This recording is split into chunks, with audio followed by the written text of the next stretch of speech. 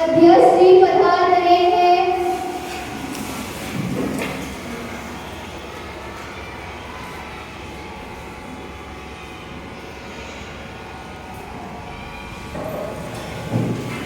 महासचिव जी सदन की कार्यवाही प्रारंभ करें।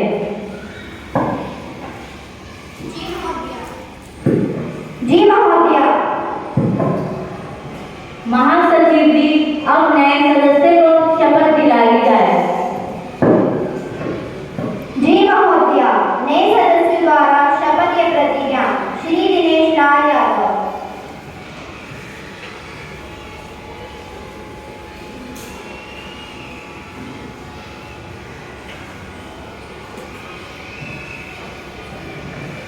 I, Dinesh Lal Yadav, having been elected a member of lower house of youth parliament, do swear in the name of God that I will bear true faith and allegiance to the Constitution of India as the law has established, that I will uphold the sovereignty and integrity of India, and that I will faithfully discharge the duty of in which I am about to enter. Thank you.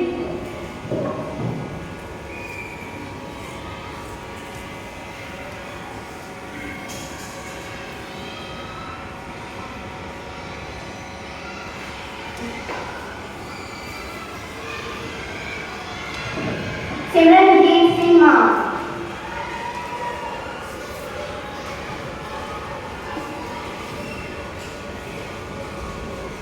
मैं सिमरनजीत सिंह मान युवा संसद का नया सदस्य निर्वाचित हुआ हूँ।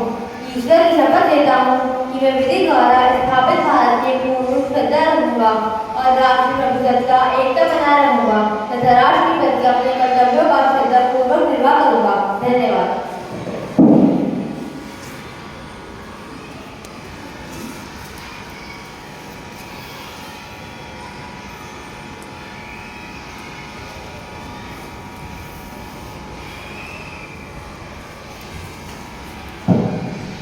माननीय सभा सदस्य, आज हम 1 से 2 मार्के पर 4 मिल रहे हैं। यह बड़ा दुखद विषय है।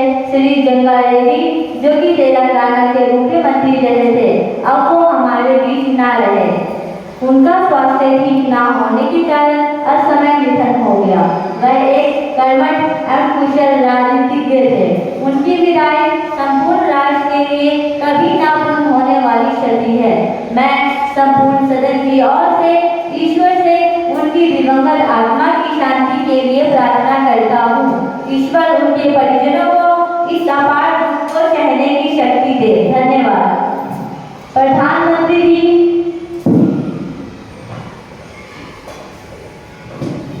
माननीय अध्यक्ष महोदय, मैं श्री जंगा रेड्डी जी के असामयिक निधन पर अपने दल तथा सरकार की ओर से श्रद्धांजलि अर्पित करता हूँ। श्री जंगा रेड्डी जी तेलंगाना के मुख्यमंत्री थे। मैं ईश्वर से प्रार्थना करता हूँ, ईश्वर उनकी आत्मा को शांति प्रदान करे। धन्यवाद।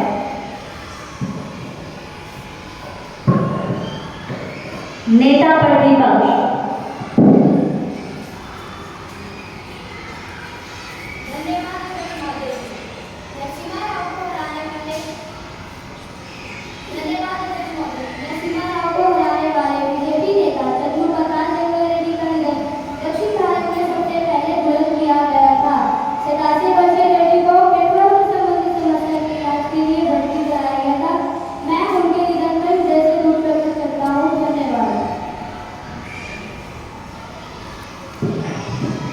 सभी सदस्य अपने स्थान पर 2 मिनट मौन खड़े होकर दिवंगत आत्मा की शांति की प्रार्थना करेंगे।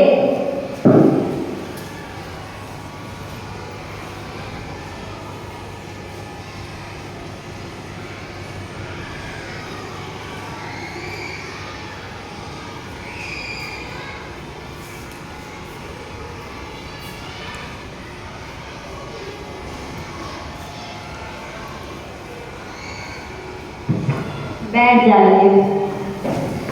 महासचिव जी शोक संतप्त परिवार को हम सबकी ओर से सांत्वना संदेश भेज दिया जाए। जी महोदया। अब माननीय प्रधानमंत्री जी नए मंत्रियों का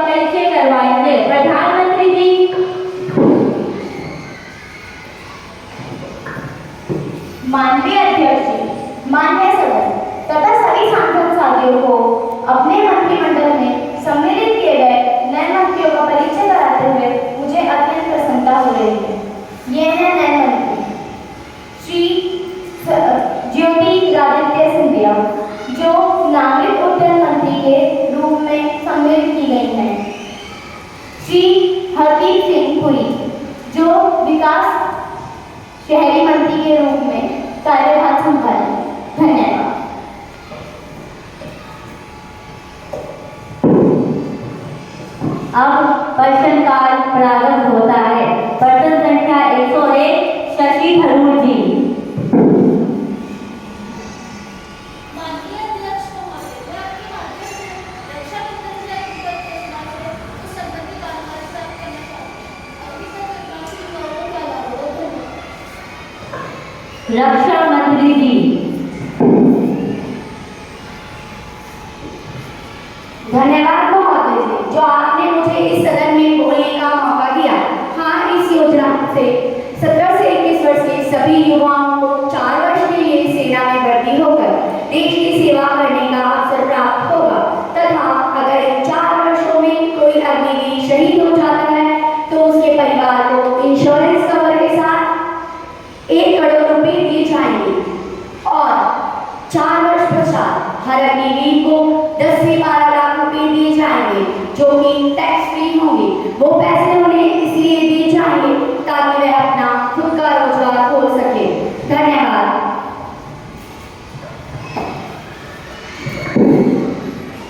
महुआ मोइत्रा जी। धन्यवाद अध्यक्ष जी, मुझे आपने बोलने का मौका दिया। अध्यक्ष जी, मैं आपके माध्यम से रक्षा मंत्री जी से पूछना चाहती हूँ कि रक्षा मंत्री जी, मुझे आप ये बताइए कि 4 वर्ष पश्चात रोजगार किन किन क्षेत्रों में उपलब्ध होंगे। धन्यवाद। रक्षा मंत्री जी। 4 वर्ष पश्चात रोजगार 25% को सेना में ही रोजगार का अवसर प्राप्त होगा। सेंट्रल पुलिस आर्म फोर्स के तहत 25% को सेना में ही प्रायोरिटी दी जाएगी। BSF, CRPF, CISF, NSG, SSB में इन्हें प्रायोरिटी देने की तैयारी चल रही है तथा केंद्र सरकार द्वारा इन्हें प्रायोरिटी देने की भी तैयारी चल रही है, जैसे डाक मंत्रालय, रेल इत्यादि। धन्यवाद।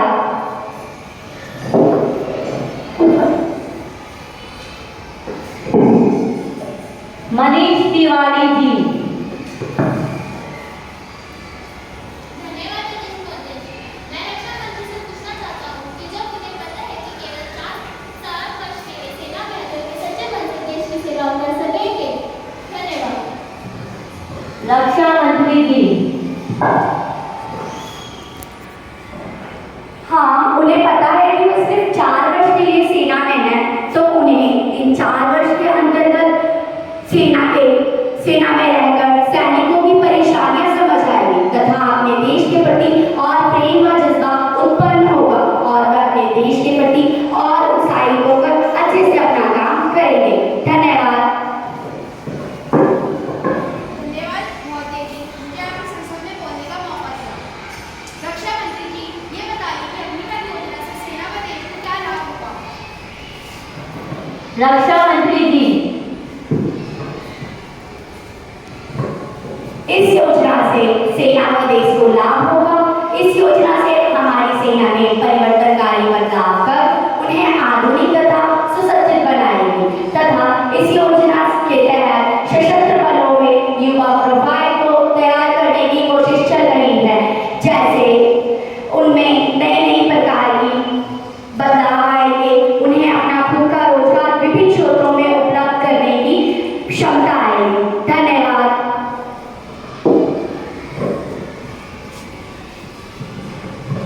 अब प्रश्न संख्या 101 साजदा अहमद जी।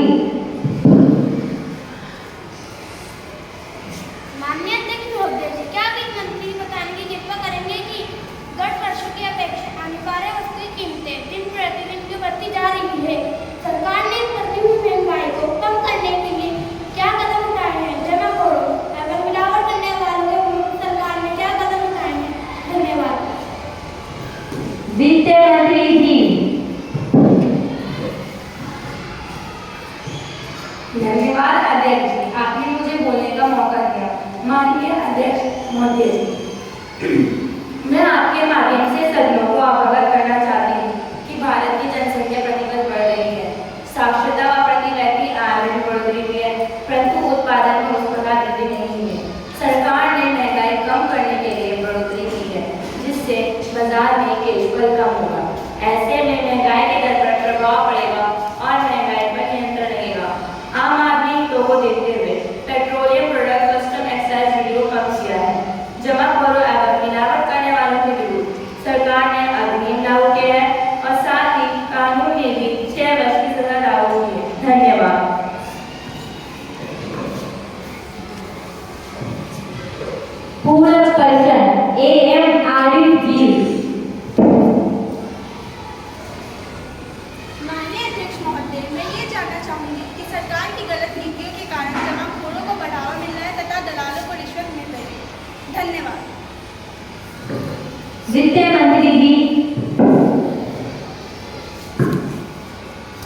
माननीय अध्यक्ष, मैं आपके माध्यम से अपने विपक्षी प्रश्न के उत्तर पर मैं ये बताना चाहती हूँ कि उन्हें सरकार के द्वारा किए गए प्रयास नजर नहीं आ रहे हैं।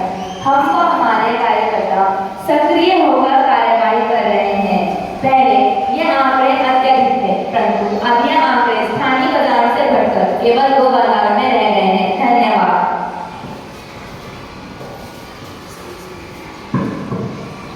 पर्सन संख्या 103 दिव्येंदु अधिकारी जी। अध्यक्ष महोदय जी, मैं आपका धन्यवाद करता हूँ जो आपने मुझे बोलने का मौका दिया। संसदीय कार्य मंत्री से मैं ये पूछना चाहता हूँ कि युवा पीढ़ी संसद के प्रति आस्था एवं जागरूकता पैदा करने के लिए क्या नए कदम उठाए जा रहे हैं? यदि हाँ, तो युवा पीढ़ी संसद के प्रति कार्रवाई से परिचित कराने के लिए क्या किया जा रहा है? धन्यवाद। संसदीय कार्य मंत्री जी। धन्यवाद अध्यक्ष महोदय जी, जो आपने मुझे इस सभा में बोलने का अवसर प्रदान किया। अध्यक्ष महोदय, हमारी युवा पीढ़ी जो भावी भारत की निर्माता है के मन में आस्था और जागरूकता उत्पन्न करने के लिए विभिन्न कार्यक्रम आयोजित किए गए हैं। जैसे उन्हें संसद ग्रहण करना, उनके पाठ्यक्रमों में विशेष रूप से भारतीय संसदीय कार्यवाही का समावेश किया गया है और साथ ही जब से वैसे होने के नाते 18 वर्ष की आयु में उन्हें मतदान देने का अधिकार मिला है। उनकी जागरूकता इस ओर बढ़ी है।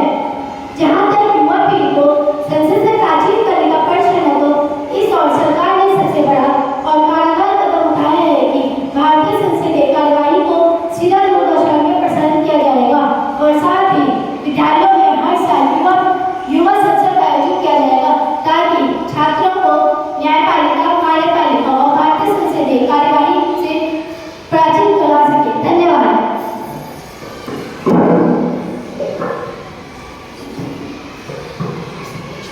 पूरक परिषद दीपक अधिकारी जी।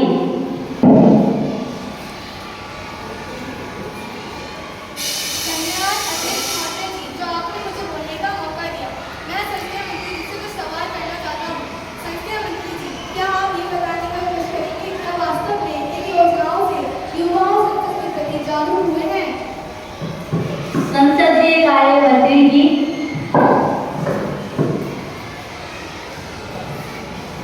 हाँ, इन योजनाओं से युवा संसद के प्रति जागरूक हुए हैं।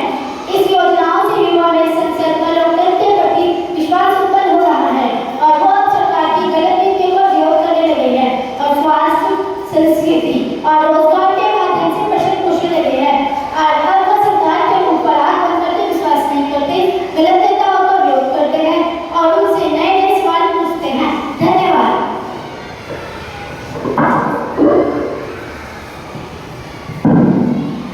अब सदन के सभा पटल पर कागजात रखे जाएंगे। शिक्षा मंत्री जी।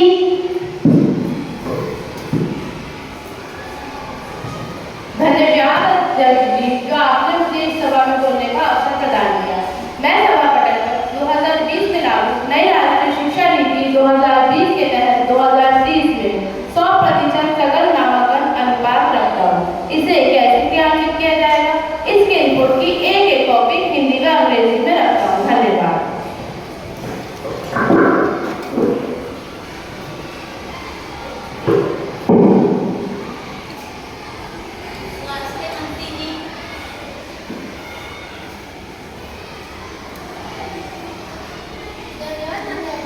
आपने मुझे बोलने का अवसर प्रदान किया। वैश्विक महामारी कोविड से लड़ने के संबंध एक रिपोर्ट हिंदी व अंग्रेजी में रखता हूँ। धन्यवाद।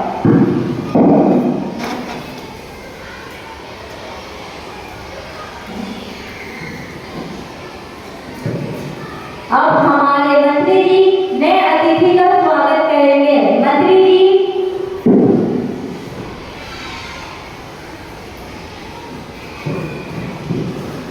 मान्य सदस्यगण, मुझे घोषणा करनी है कि मेरी ओर से तथा सदन के मान्य सदस्य की ओर से मैडम मारिया ऑस्ट्रिया पार्लियामेंट के अध्यक्ष तथा ऑस्ट्रिया संसदीय प्रतिनिधि मंडल की आदरणीय सदस्य हैं। हमारे अतिथि के रूप में भारत की यात्रा पर हैं, इनका स्वागत करते हैं। ये एक उच्च अधिकारी प्राप्त प्रतिनिधि मंडल भारत पहुंचे। हम अपने उनकी सुख और लाभप्रद यात्रा की कामना करते हैं। हम उनके माध्यम से ऑस्ट्रिया की सरकार तथा वहाँ की जनता को हार्दिक शुभकामनाएं देते हैं। धन्यवाद।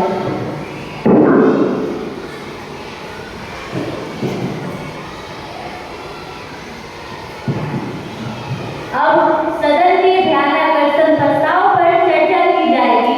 श्री अधीर रंजन चौधरी जी।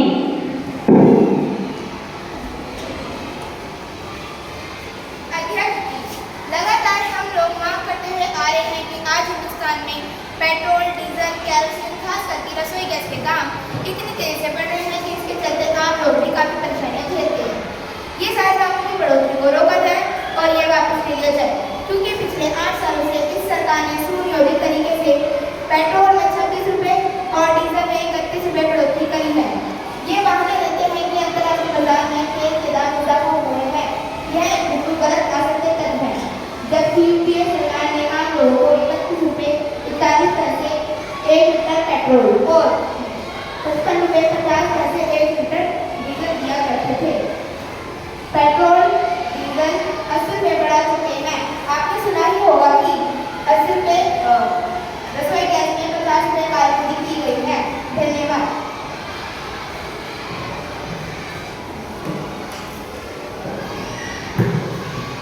किशोर न्याय संशोधन विधेयक 2021। स्मृति ईरानी जी।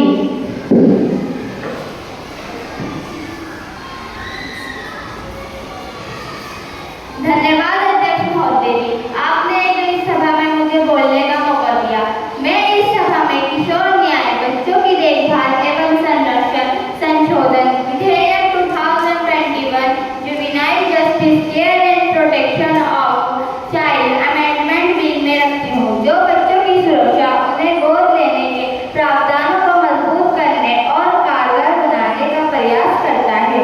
यह विधेयक किशोर न्याय, बच्चों की देखभाल एवं संरक्षण संशोधन अधिनियम 2015 juvenile justice care and protection of children act 2015 में संशोधन करता है।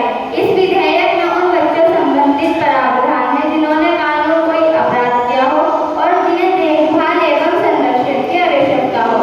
राष्ट्रीय बाल अधिकार संरक्षण आयोग national commission for protection of child rights NCPCR द्वारा वर्ष 2020 में देखभाल संस्थानों चाइल्ड केयर इंस्टीट्यूशन CCLS का ऑडिट किया, जिसमें पाया गया कि वर्ष 2015 के संशोधन के बाद भी 90% बाल देखभाल संस्थानों का संचालन NGOs द्वारा किया जा रहा है तथा 39% CCL पंजीकृत नहीं थे। ऑडिट में पाया गया कि लड़कियों हेतु CCL 30% से भी कम है, जिनमें 36 बाल कल्याण अधिकारियों की अनुपस्थिति है तथा कुछ राज्यों में लड़कियों हेतु CCL स्थापित ही नहीं किए गए। इसके अलावा 3/5 में शौचालय, 1/10 में पीने का पानी अथवा 15% अलग विस्तार डाइट प्लान का अभाव पाया गया।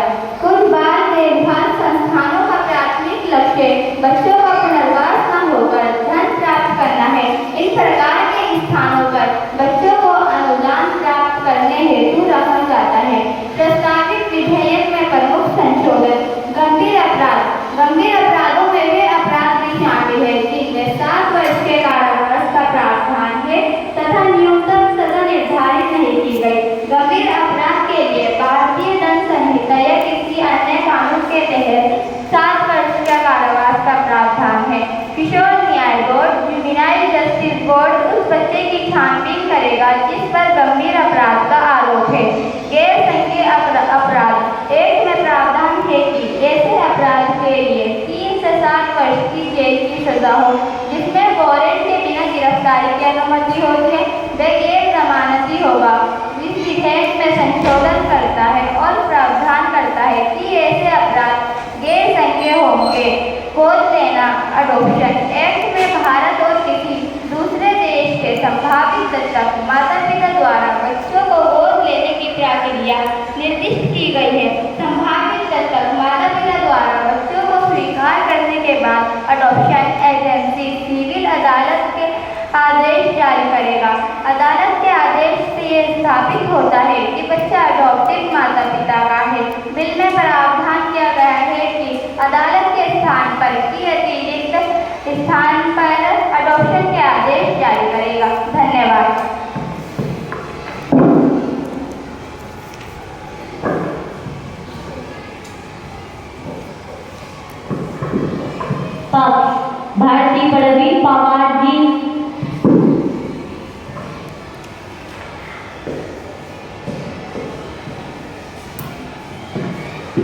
धन्यवाद अध्यक्ष जी, आपने मुझे बोलने का मौका दिया।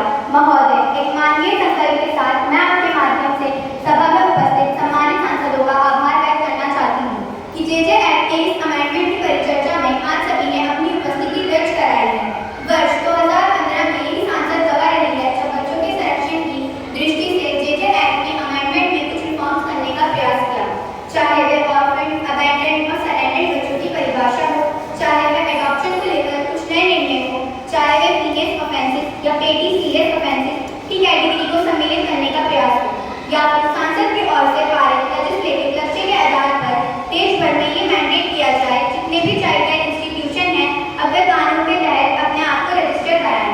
आज जो अमेंडमेंट मैं भारत सरकार की ओर से प्रस्तुत कर रही हूँ, उस अमेंडमेंट के माध्यम से मेरा ध्येय ये है, we do not wait for our child to become a victim.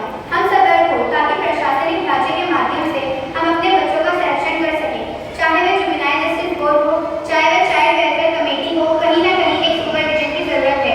इसके लिए बच्चे की सुरक्षा और संरक्षण को केंद्र बनाते हुए जिला प्रशासन डिस्ट्रिक्ट मजिस्ट्रेट को इस अमेंडमेंट के माध्यम से सक्षम करने का प्रयास है। धन्यवाद।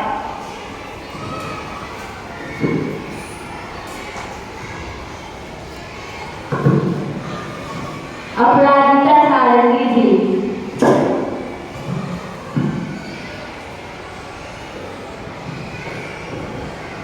Chairperson, I thank you for giving this opportunity. It is really a privilege for me.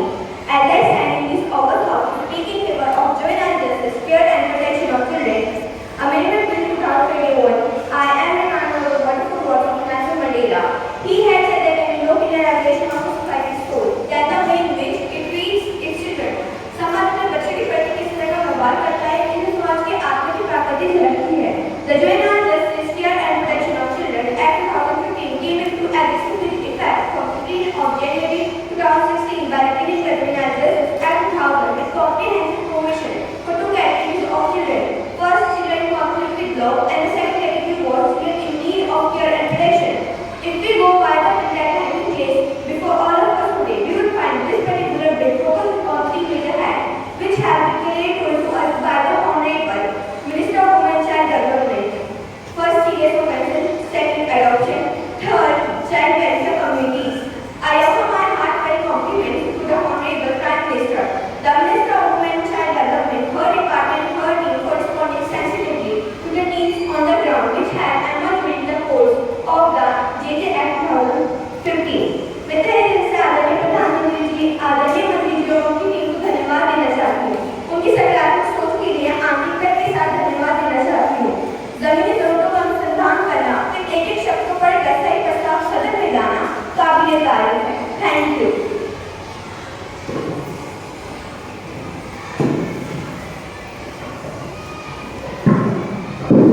विकास श्री चंद्रेश्वर प्रसाद जी।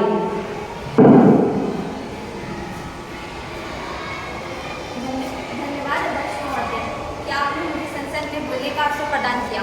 मैं आज किशोर न्याय संशोधन बिल पर बोलने के लिए खड़ी हुई हूँ। मैंने सामाजिक एवं राजनीतिक कार्यकर्ता के रूप में कई सालों तक बाल अधिकार एवं उनके सशक्तिकरण के लिए काम किया है।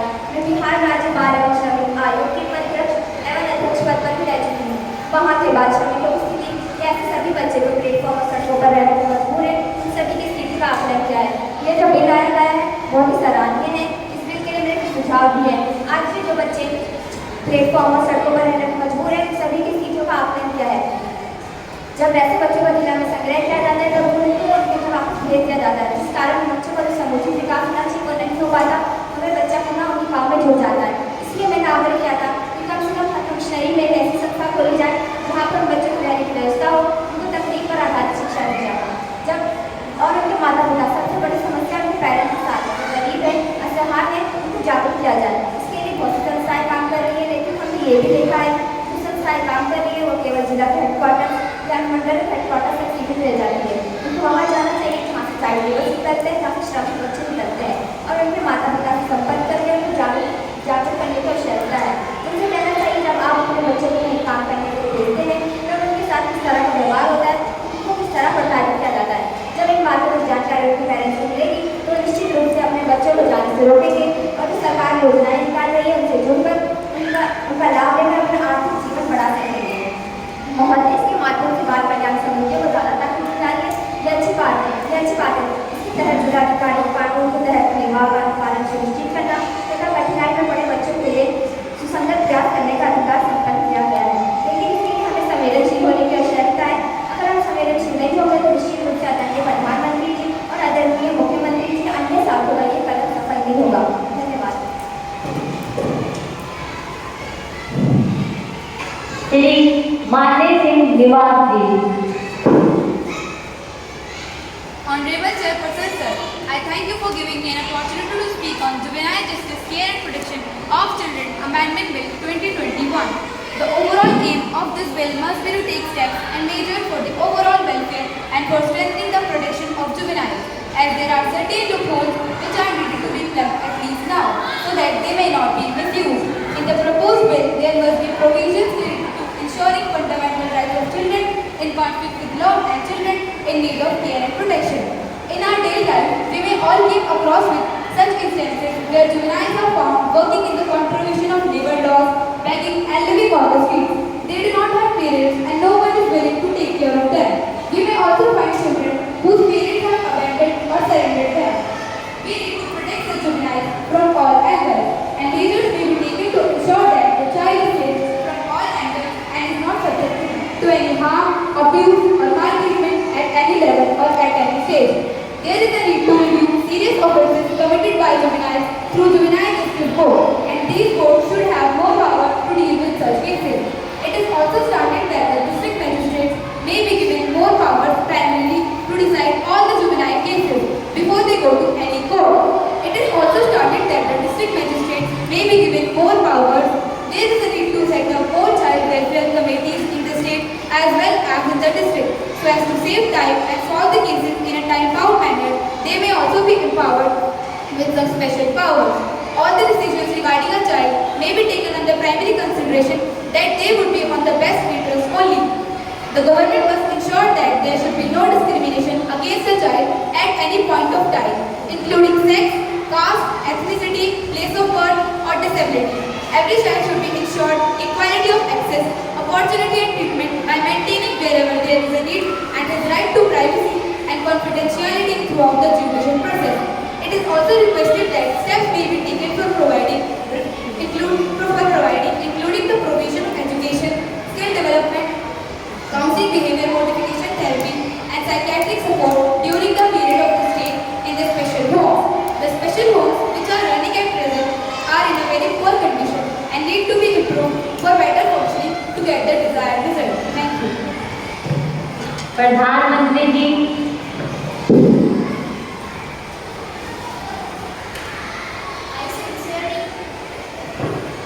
I sincerely appreciate the opportunity that you have given me to speak on this bill. The Juvenile Justice Care and Protection of Children Act has been in existence since 2015. My government has now proposed amendment to this act in order to smoothen out and facilitate certain issues that needed to be addressed. Mr. G has always been working sincerely for the welfare and children protection.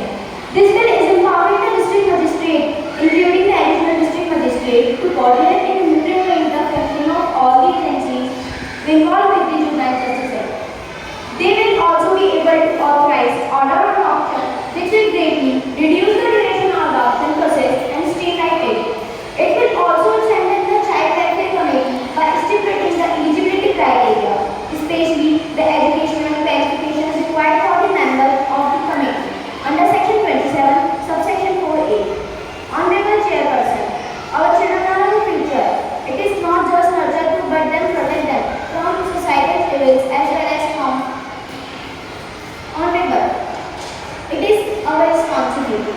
It will help in categorizing the offences in case of serious offences.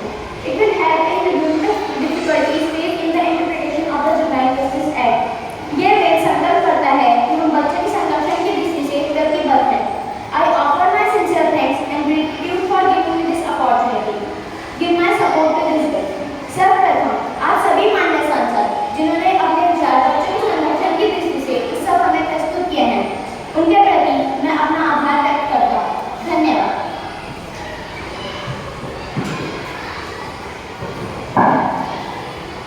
विधेयक पर चर्चा पूर्ण हो